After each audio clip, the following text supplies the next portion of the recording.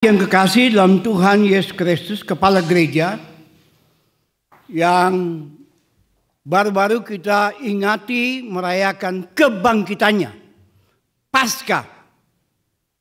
Oleh sebab itu, khotbah renungan yang saya mau sampaikan saat ini, saya harus mengambil inti daripada pembacaan Alkitab. Sumbernya ialah kebangkitan.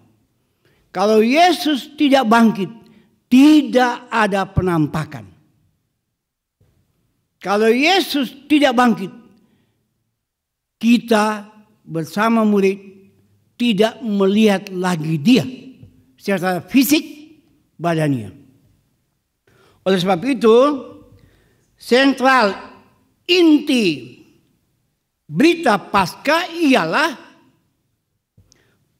Paskah artinya Tuhan bangkit, Tuhan hidup.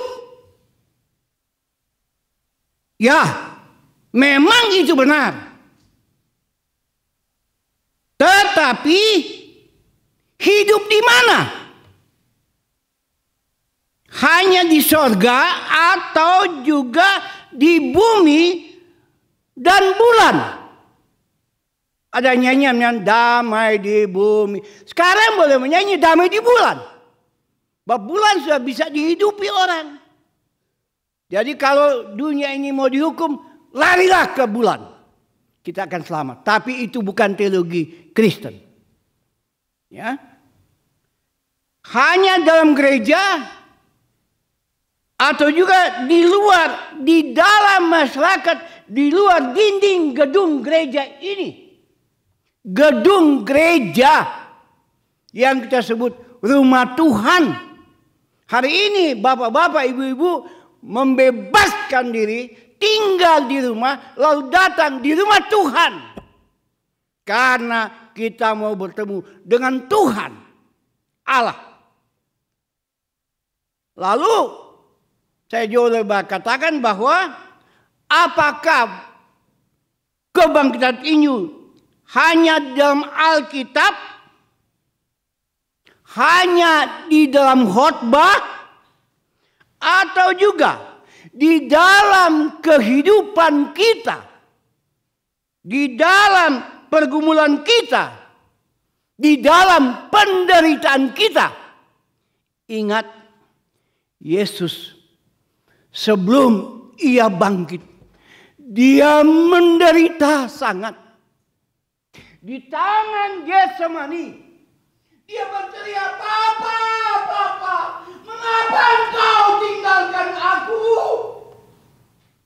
Saya pernah sakit, tapi saya tidak pernah berkata, "Papa, mengapa engkau tinggalkan aku?" Tapi Yesus berlutut di tangan Getsemani. Dikatakan darahnya menetes ke dunia. Rasa mau mati, tetapi dia tak akan setia pada Bapaknya. Kehendakku jadilah Bapa, bukan kehendakku yang jadi. Biasa Tuhan Yesus. Dia setia. Dia tidak menyangkal dirinya. Dia menjadi Tuhan, Juru Selamat karena ia bangkit. Haleluya. Ada haleluya? Jangan bilang haleluya. Aduh. Haleluya. Ada amin? Bukan amin Rais. Aminnya Yesus Kristus. Semua selesai. Politik biasa tidak menyelesaikan masalah. Hanya dengan iman. Iman kepada siapa? Kepada Yesus Kristus. Lalu, sekali lagi saya katakan, Paskah artinya Tuhan menang. Tuhan menang atas apa? Apakah juga atas penderitaan saudara dan saya? menang juga untuk kegagalan dan kekecewaan saudara dan saya. Menang untuk gereja itu dan gereja ini. Gemim Internasional, Gemim di Minahasa, GPDI, Roma Katolik. Semua itu sudah dimenangi oleh Kristus.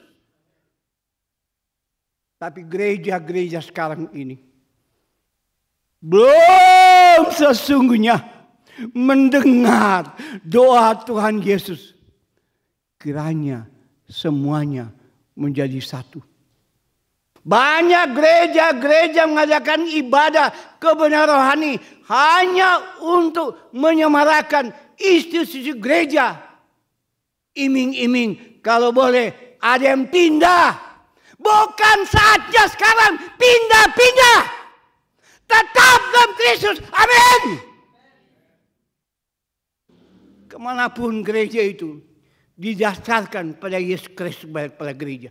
Bukan ketua sinode, bukan ketua jemaat, bukan pendeta liung, tetapi kepada Dia. Satu-satunya alasan. Tidak ada alasan lain yang diletakkan selain yang sudah terletak, yaitu Yesus Kristus. Itu yang harus digumuli oleh gereja, oleh pendeta-pendeta, oleh pastor, oleh gembala, oleh imam. Saya sering mendakwa pendeta-pendeta, pastor dan gembala pada Tuhan. Mereka belum mendengar doamu ya Yesus. Padahal kalau ada anggota jemaat sakit, doa oleh penatua, camasuh. Mesti pendeta. Tetapi sekarang Yesus Kristus punya doa. Doa yang agung. Jadi menang untuk saudara-saudara dan saya. Amin. Sampai di sini sebenarnya game over. Berhenti sejenak. Sebab kita harus lagi kembali ke laptop. Tadi umum. Kembali ke laptop artinya kembali pada pembacaan Yohanes 21 ayat 1 sampai 14. Yesus menampakkan diri kepada murid-muridnya di pantai Danau Tiberias. Kita dulu katakan kalau pantai laut. Sekarang dikatakan pantai danau. Berarti di pesisir dari danau. Saya sudah pernah ke Israel. Saya sudah lihat danau Tiberias itu. Tapi tidak lagi seperti yang dihotbah-hotbahkan. Seperti ke Gunung Golgota. Gunung Golgota itu tempat Yesus memikul salibnya dengan susah payah. Tapi jalan ke Golgota sekarang tidak lagi mengerikan. Sebab kiri kanan sekitar 2,5 meter ada penjual-penjual souvenir. Ada penjual makanan. Soalnya tidak lagi merasa ngeri seperti gambaran. Terus kami naik ke Golgota. Itu tandanya bahwa perubahan karena ilmu dan teknologi menyebabkan kita harus kembali sumbernya ialah alkohol. Oh no. Album. Oh no. Alpon. Oh no. Alkitab. Jadi sebenarnya menyanyi tadi, kusiapkan hatiku Tuhan. Mesti angkat Alkitab. Ini firman Tuhan. Diangkat. Karena Alkitab itu adalah sumber pemberitaan tentang perbuatan Allah. Lalu Yesus yang menyelamatkan. Nah, mari kita deskripsikan. Melihat teks Alkitab mulai ayat 1. Lihat di Alkitab yang bawah handphone boleh juga. Bapak ada yang baca firman Tuhan dari handphone. Tapi pendeta boleh bilang, mari kita membaca dari handphone. No, membaca dari Alkitab. Ada pendeta ya, saya tidak usah sebut. Sementara khotbah, oh ini penting. Sementara khotbah, ini penting, masuk itu. Orang mau bicara dengan pendeta itu. No, waktu itu waktu untuk Tuhan. Bukan untuk waktu gubernur. Untuk waktu presiden. Tidak ada. Waktunya Tuhan. Jangan dipreteli. Jangan dikorup waktunya Tuhan dalam ibadah. Nah, ayat 1. Saya diberikan keluasan katanya 15 sampai 20 menit. Saya lihat baru 5 menit. Masih ada 15 menit. Ayat 1.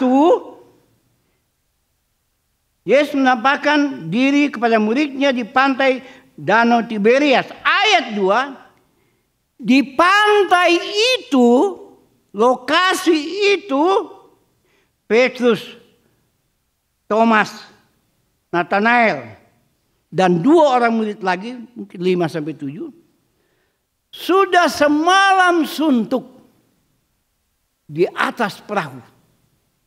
Mau menangkap ikan. 0. Tidak ada hasil. Mereka tidak menangkap apa-apa. Nanti mulai hari siang, pagi-pagi subuh, Yesus berdiri di pantai.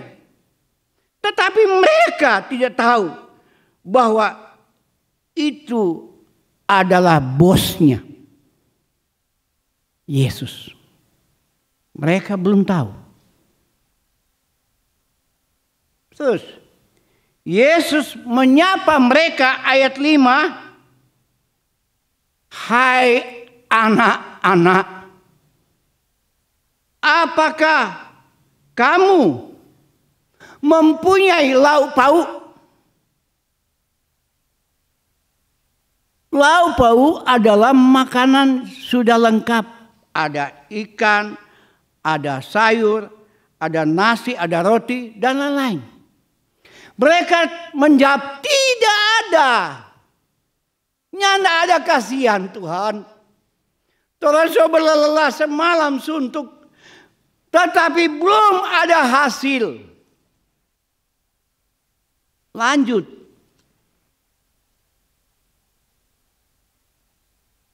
Ayat 6.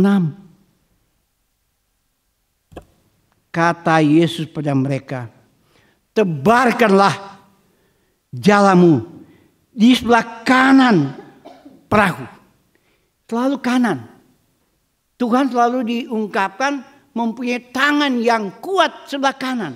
Memang normal manusia, bukan normal ya, maaf. Manusia biasanya tumpuan kekuatan sebelah kanan.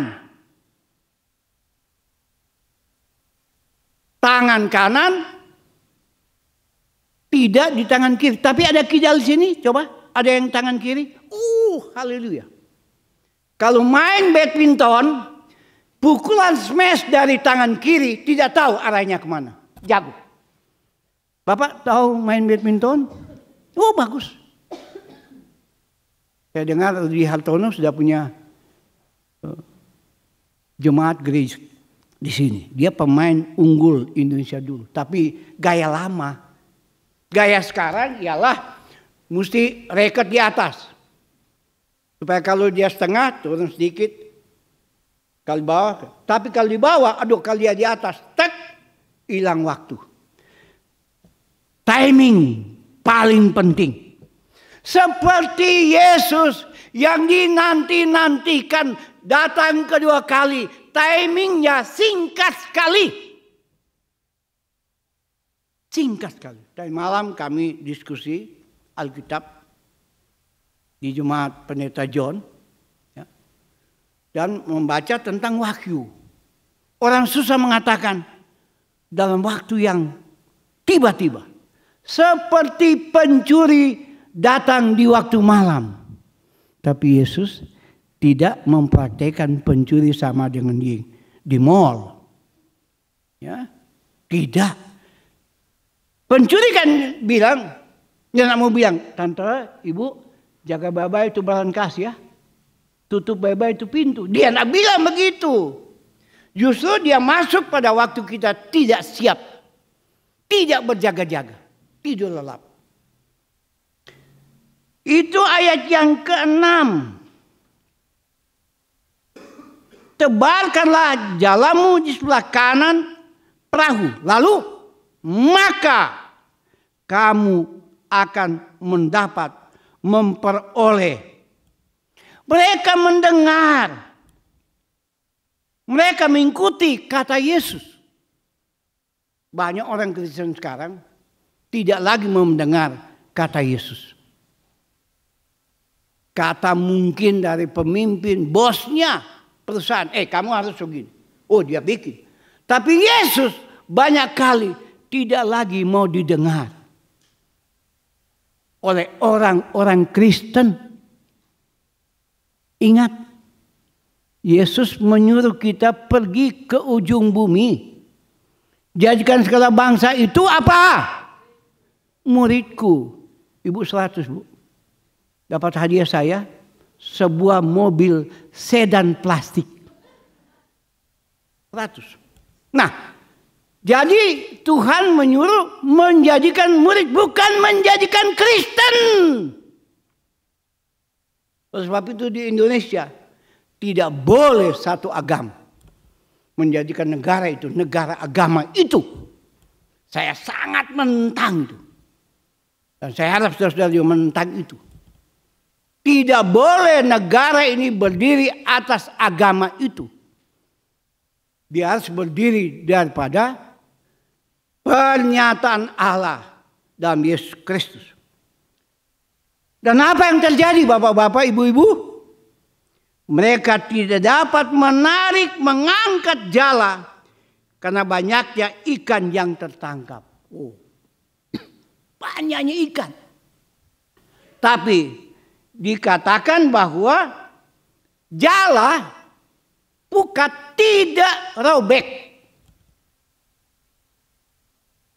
Dia tetap utuh. Bab jala sudah diberkati oleh Yesus untuk menangkap ikan. Sudah diberkati oleh Yesus.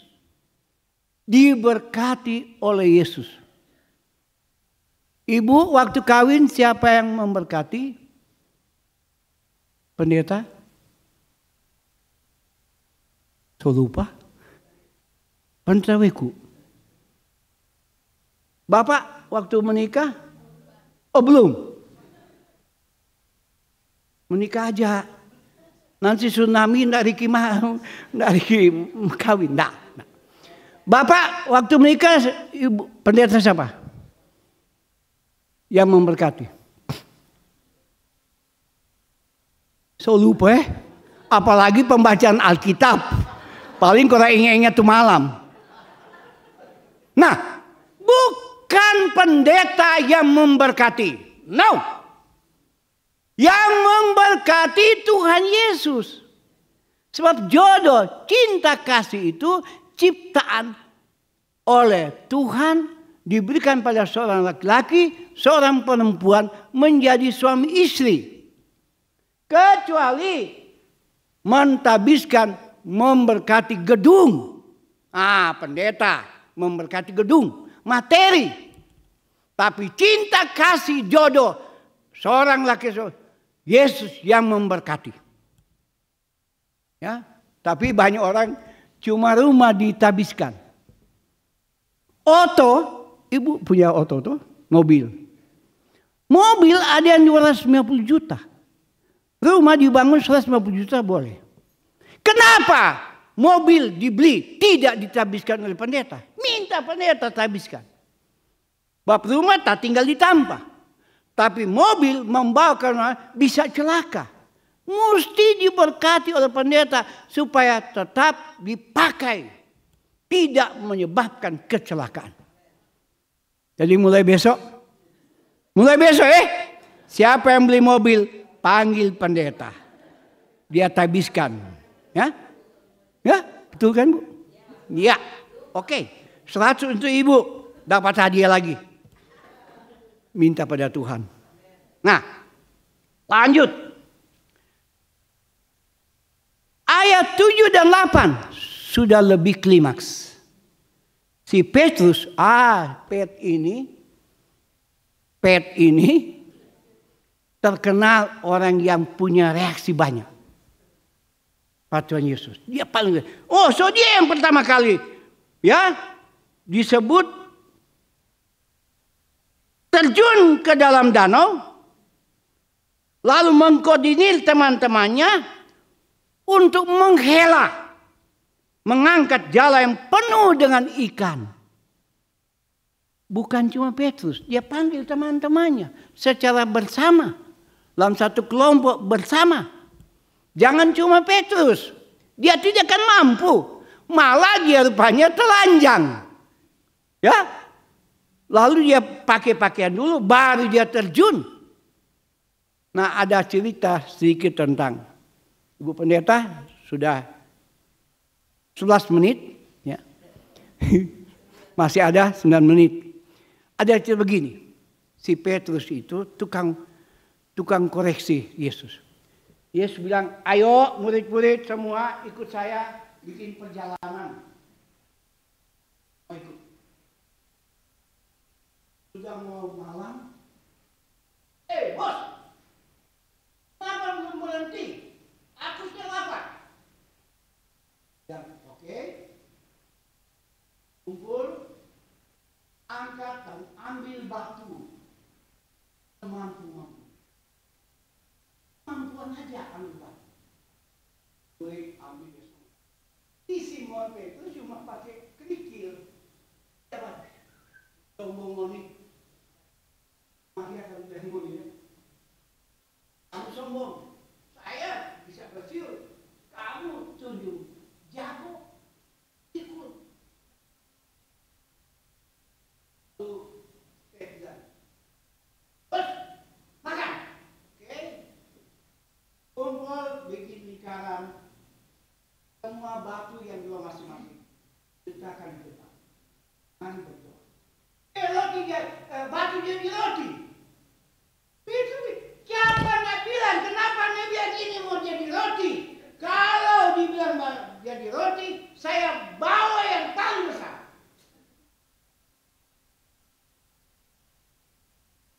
Jalan lagi. Jalan-jalan, Petrus tunggu.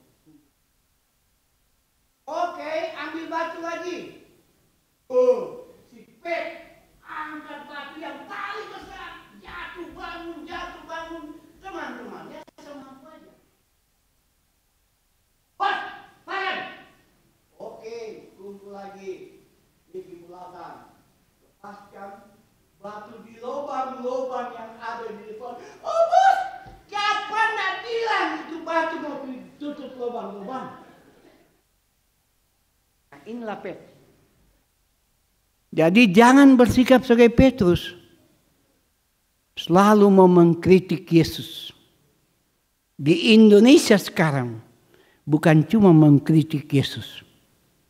Mau menghilangkan Yesus. Ya. Tadi malam halang tahun.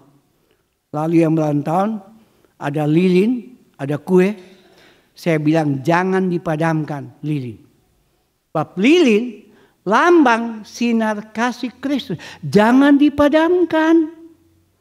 Di tempat yang lain bukan cuma sinar kasih Kristus dipadamkan. Yesus pun mau dimatikan.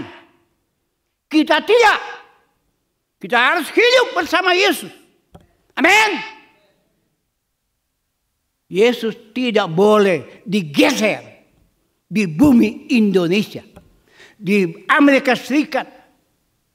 Yesus tidak boleh digeser oleh kepentingan pimpinan gereja. Yesus tetap kepala gereja. Tidak ada yang lain. Satu-satunya. Tidak ada yang lain. Terus. Berapa menit, Ibu? 16 menit. Mereka tiba di darat. Sudah ada api, ayat 9. Dan di atasnya sudah ada ikan dan roti. Oh, hebat. Siapa? So siap. So ada arang, api. Sudah ada roti. Sudah ada ikan. Ayat 10. Bawalah. Yesus kata, bawalah berapa ikan yang baru kamu tangkap. Memang ada. Nah, ayat 11. Lagi-lagi Simon Petrus langsung naik ke perahu, lalu menghela jala itu ke darat penuh dengan ikan yang jumlahnya siapa yang tahu? 100? Aduh, kalau dia kecil-kecil, orang kakas minta maaf orang kakas. Itu cuma smokol akang itu. Cuma mau jadi tai gigi itu. Orang kakas katanya ya. Tapi orang Kaungkuan, saya orang Kaungkuan. Pemakan banyak sekarang. Rage, babi. Bukan cuma sate, paha dijadikan rage. Kaungkuan terkenal dengan rage. Ya. Jadi bukan cuma orang kakas. Orang Kaungkuan juga. Orang Ermadidi. Siapa Ermadidi? Ya. Jala itu tidak koyak, tetap utuh. Dan ayat yang ke-12. Di sini Tuhan Yesus baru berkata, come and eat breakfast. Datang dan makanlah sarapan. Smokol itu sarapan kan? Kalau orang mengenal smokol ya sarapan. Yesus katakan, mari ambil, makanlah kamu semuanya.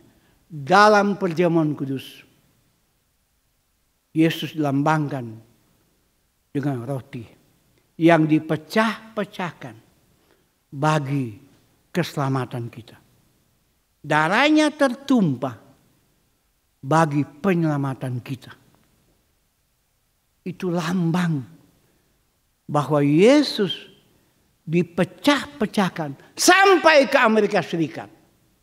Atau dari Belanda ke Manado. Bab Gemim adalah pekabaran Injil dari NHK. Nederlands Henderskap. Gemim menerima Injil melalui dua misionaris. Lieder dan Swarts. Dari Belanda. Tapi kami sudah pernah ke Belanda.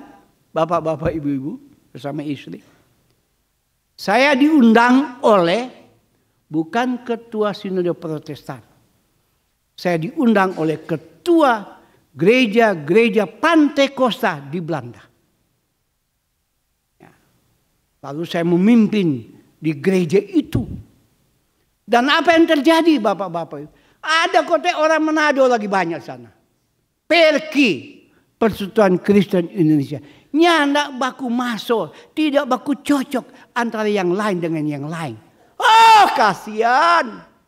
Cuma karena etnis, suku, gereja terpecah belah. Saya harap di sini nyandak. Mudah-mudahan nyandak.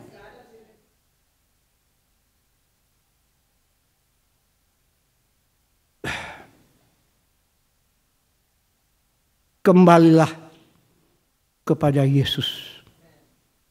Para pendeta, kembali kepada Yesus. Dia adalah gembala kita. Jangan terpecah belah.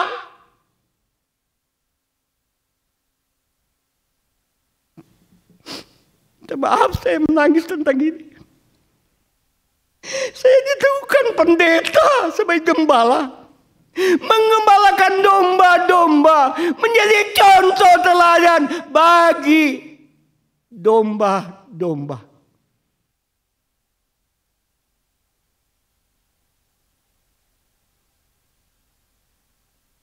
Game over. Tetapi kembali ke laptop. Ayat selanjutnya. Teks Alkitab ayat 12. Ternyata sesudah ada makanan. Dia sebut situ mereka berdoa. Padahal orang dididik kalau mau makan berdoa. Satu waktu mereka mau makan, banyak orang. Tidak ada pendeta. Tidak ada penatua. Tidak ada syamas. Tidak ada guru agama. Lalu mereka selalu, kamu yang berdoa. Kamu, kita, oh enggak, kamu. Saling meminta berdoa. Lalu satu berdiri. Karena dipaksa, dia bilang, sebelum kita berdoa, mari kita makan. Sebelum kita berdoa, mari kita makan. Terbalik, salah kamu. Lalu dia lanjut, ampunilah makanan ini. Salah kamu. Ini tawa-tawa ini.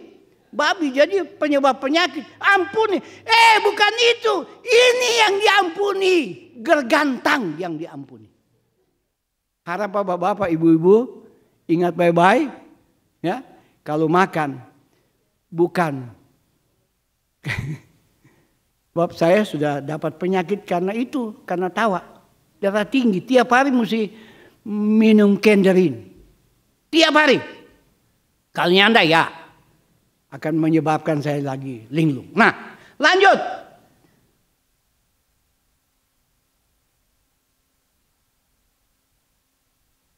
Sudah ayat-ayat yang terakhir. 18 menit. Sampai di sini ayat 12b. Dikatakan tidak di antara murid-muridnya berani bertanya. Kuayu, siapakah engkau? Tidak ada yang berani. Orang sudah lihat keajaiban yang terjadi. Tapi mereka tidak mau berani. Siapa ngana? Bos, siapa kau? Tidak ada yang berani. Bapak-bapak, ibu-ibu, saya anjurkan kita berani bertanya. Siapa Yesus sekarang ini di Amerika Serikat? Yes? Tanya siapa Yesus di Amerika Serikat. Anda jawab, dia adalah anak Allah, Tuhan, Juru Selamat manusia dan dunia, kepala gereja. Oleh sebab itu gereja-gereja harus berdasarkan pemahaman ini.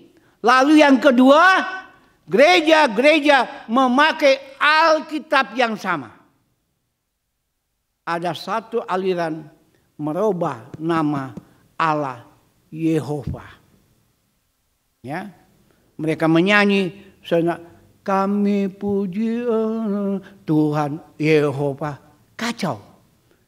Mereka diundang ikut ibadah kami, lalu mereka bikin kacau. Saya bilang, stop! Saya berani, stop kamu menyanyi. Bikin kacau. Saya bilang, stop! Itu nyanyian ditulis teksnya Allah, bukan Yehova. Jadi gereja harus memakai Alkitab yang sama. Akhirnya itulah ketiga kalinya Yesus menampakkan diri pada murid-muridnya sesudah ia bangkit dari antara orang mati. Hal yang mati saya mau minta lagi, jangan bilang selamat jalan. Gitu toh. Orang mati, selamat jalan papa, selamat jalan istri. Itu ucapan bagi yang hidup. Bukan untuk yang mati. Kalau Anda bilang selamat jalan, lalu dia buka sedikit itu peti mayat, selamat tinggal, lari semua. Tidak ada yang tertinggal. Betul. Jadi jangan bilang selamat jalan. Cuma rombongan, selamat datang gubernur, selamat jalan gubernur. Begitu. Itu ucapan kafir. Selamat jalan. Minta maaf. Bilanglah, sebutlah selamat pagi, selamat malam, selamat bekerja, Lalu tadi Happy Sunday, selamat hari Minggu. Ya, itu selamat dikerjakan oleh Yesus untuk menghidupkan dari yang mati. Boleh lagi catat bye-bye. Nggak usah lagi bilang selamat jalan. Nah, saya biasa mengerti tentang keadaan jemaat yang datang. Ada yang punya masalah. Ada penderitaan, ada pergumulan. Pendeta bilang pulanglah terima berkat Tuhan. Tidak selesai masalah. No, kita memiliki masalah selesai bagi bapak-bapak, ibu-ibu. Orang harus bergembira pulang. Ialah dengan berapa mop. Ada oma dan opa. Mau 20 menit kan? 2 menit saya mau. Ada oma dan opa. Opa 75 tahun. Oma 70 tahun. Lalu sakit. Si opa sakit. Oma bawa dokter. Dokter, saya bukan dokter apa, saya dokter hewan. Kenapa datang sini? Oh, dokter. Iya, enggak apa-apa dok. Soalnya opa dulu buaya darat. Oh, oke. Kong opa komang balas. Dia bawa oleh Pak Dokter, tuh oma. Kita bilang dia bukan dokter, kita dokter hewan. Nggak apa-apa dok, soalnya dulu oma kupu-kupu malam. Satu-satu. Lalu opa yang sama, oma yang sama, dia coba panggil, lap. Dia panggil dia punya istri, lap. Kong dia istri, oma panggil, say. Cucu dengar, aduh, bagus oma de opa baku panggil, lap, say. Waktu masih bertunangan, begitu, iyo, sampai sekarang, love and say. Ngar, kita mau bilang pengana cucu, opa bilang, apa opa? Kita mau bilang pengana, jam bilang pak oma iyo, sungguh mati opa. Soalnya, siapa kita panggil saya Pak Oma? Kita so lupa Oma penama. Aduh. Opa dan Oma yang sama. Semua habis nih. Opa dan Oma yang sama. Oma bilang, waktu orang masih bertunangan, apa yang kita minta ngana kasih. Sebab apa yang kita punya kita so kasih pangana. Nggak ada sisa. Okong, ngana minta apa? Beli akan motor Honda. Aduh. Coba bapak-bapak ibu pikirkan. Oma 70 tahun, opa 75 tahun mau beli motor Honda.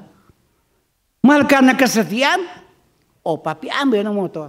Masih jauh kemana? Oma, kenapa? Kenapa tuh motor Honda? Wih, oma pakai baju apa itu? Dia sudah angkat di baju dia terus balumpat kombak kota bisa. Ya senang kombak lo lagi sebab tuh boncengan agak tinggi. Jadi oma baplo. Baru 1 kilo berjalan celaka. Pulang di rumah, opa lap tuh motor. Oma, opa, kita kaki so bangga, so bengkok, kenapa kan si lap motor? Oma, ngana so lunas, motor masih kredit.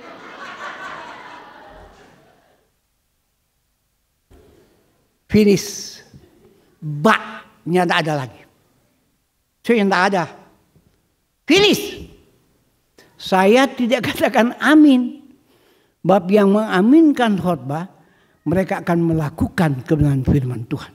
Berbagilah setiap orang mendengarkan firman Allah sambil melakukannya. Artinya, kalau ibu datang sedikit bertengkar dengan suami, pulang damai. Amin khotbah saya. Amin. Kalau buang sampah sembarangan seperti Manado, ambil sampah, kembalikan ke tempat sampah. Amin khotbah saya. Sini ada bayar-bayar pajak. Kalau ibu bayar pajak besok cepat-cepat, amin khotbah saya. Selama ibu tidak bayar pajak, tidak akan amin khotbah saya. Yang pacaran, ya, kalau sudah berbuat hal-hal yang tidak wajar, pulang bikin yang hal-hal yang wajar, amin khotbah saya.